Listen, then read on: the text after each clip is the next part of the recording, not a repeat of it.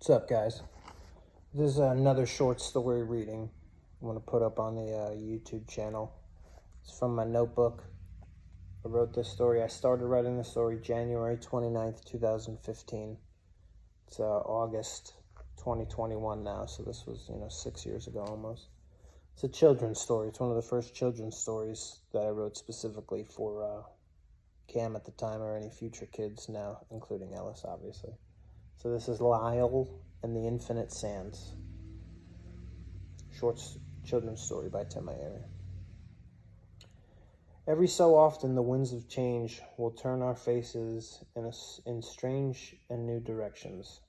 Such was the case of the Andersons, their son Lyle, and a place called the Infinite Sands.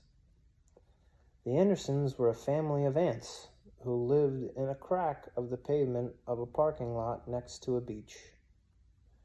To Lyle, the lot was bigger than he could ever imagine, as other ants were known to walk for weeks in any direction and still not find its end. Lyle, though a curious and adventurous boy, always listened to his parents and never ventured far from home by himself. Then, one day, a great storm rolled in from the ocean, and the strong winds lifted Lyle up out of his home and blew him onto the even more endless beach. Not knowing where he was or how to get home, Lyle began to walk. After a day of walking all by himself, Lyle met a crab walking sideways on the beach. "Hello, Mr. Crab," he said. "Well, hello, young man," said the crab. "What are you doing out here by yourself?" "A great wind blew me onto these infinite sands," said Lyle. "I'm trying to find my way home to see my family again. Can you help me?" "I'm sorry," said the crab, "but you see, I'm in quite a hurry. But here's some advice for you. Never be afraid to ask questions. Never be afraid to ask for help. Asking questions will help you learn things throughout your life, whether it's about people, places, or things. Remember, as you get older, to ask questions people want to answer as well. Keep asking questions, and I'm sure you'll find a way home in no time." "Thank you, Mr. Crab," said Lyle. The crab then turned sideways again and scurried off.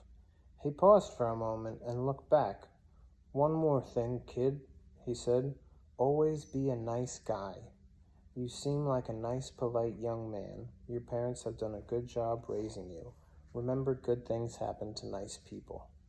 "I will, Mr. Crab," said Lyle. Lyle then continued walking, and a week later he came upon a jellyfish laying in the sand near the waterline. "Well, hello, Mr. Jellyfish." "Hello, Mrs. Jellyfish." "Hello, sweetie," said the jellyfish. "How can I help you?" "I am very lost," said Lyle. "I'm trying to find my way home. My family must be worried about me. Can you help me?" "I'm afraid I can't travel far from the water, dear, but I can give you some advice," she said. "Sometimes you must think outside the box." "Are you saying this because you're a box jellyfish?" asked Lyle. "My boy, your sense of humor will take you far in this world," said the jellyfish. "But what I mean is sometimes to get things done, you must think differently to solve a difficult problem. The easy way to do things may not always be the right way to do things. Sometimes looking at the problem from a different angle will help you see things clearly." "Thank you, Mrs. Jellyfish," said Lyle. "I'll try to do that." Lyle began to walk again, but in taking the jellyfish's advice, he traveled in a different direction. After heading that way for a month, he came upon a whale lying on the beach. "What are you doing out of the water, Mr. Whale?" "Yes, it seems like I've gotten myself into some trouble," said the whale. "You see, boy, if there's anything you can learn from me, it's always stay out of trouble. Sometimes making the wrong decisions will get you into a bad situation.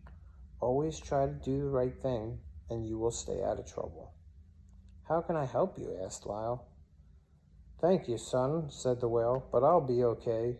My mom and dad are on the way, and they will help me get back into the ocean."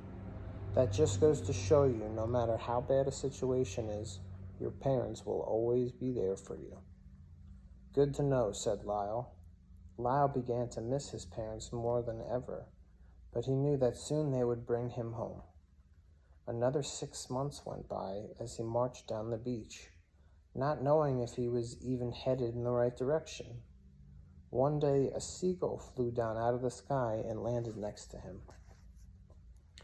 "Hello, young man," said the seagull. "Hello, Mrs. Seagull," said Lyle.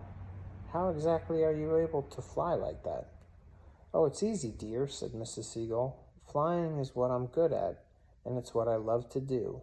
When you find something in your life you're good at, you must make sure you do it as much as you can and the best you can.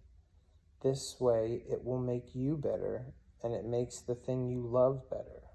Some people would think flying is a lot of work, but since I love it so much, it's like I'll never work a day in my life." "That's good to know," said Lyle. "I'll remember that." "Mrs. Seagull, could I trouble you for a lift? I'm trying to get home, and I'm not sure where I'm going." "Sure thing," said the seagull. "It would be my pleasure. Hop on." With that being said, Lyle climbed onto Mrs. Seagull's giant back, and they took off into the air high above the infinite sands. "Over there," shouted Lyle, pointing to the parking lot in the distance. "My family is somewhere over there." Mrs. Seagull flew over the lot and stayed low to the ground to survey the area. A few moments later, Lyle spotted the crack which he had always called home. Jumping off the seagull's back, he ran towards it, awaiting the first sight of his parents in over 7 months. An ant surprisingly greeted him. The A-U-N-T, ant. "Lyle," she shouted. "Where have you been? We've been worried sick about you. Welcome home." "Thank you, Auntie," he replied.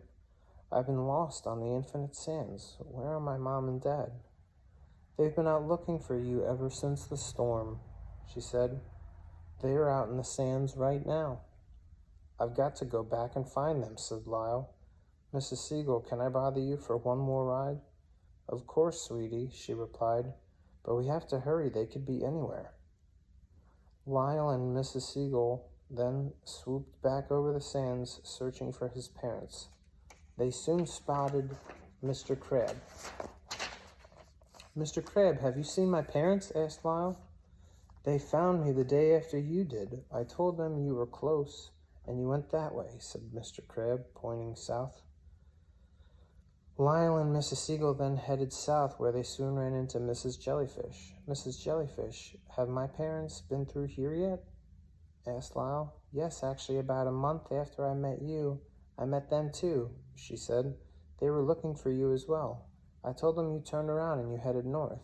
I sure hope you find them. They're very worried about you." Lyle and Mrs. Siegel then headed up the beach and encountered Mr. Whale, now back in the ocean swimming with his family. "Mr. Whale, have my parents made it here yet?" asked Lyle. "Turn around, son," shouted Mr. Whale from the distance. Lyle turned around to both his parents standing close behind him. "Mom, Dad," he shouted. The three joined in a big group hug. "I love you guys." "We love you too, son," said his mother. "We would do anything for you, Lyle," said his father.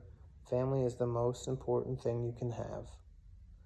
"Always put family first," said his mother. "It's our love for you that brought us back together today. We never would have stopped looking for you." After a few more hugs and lots of kisses and a quick ride home, courtesy of Mrs. Siegel, the Anderson family were able to relax for the first time in 7 months. Lyle remembered all the lessons he had learned on his journey for the rest of his life, and everyone lived happily ever after. The end.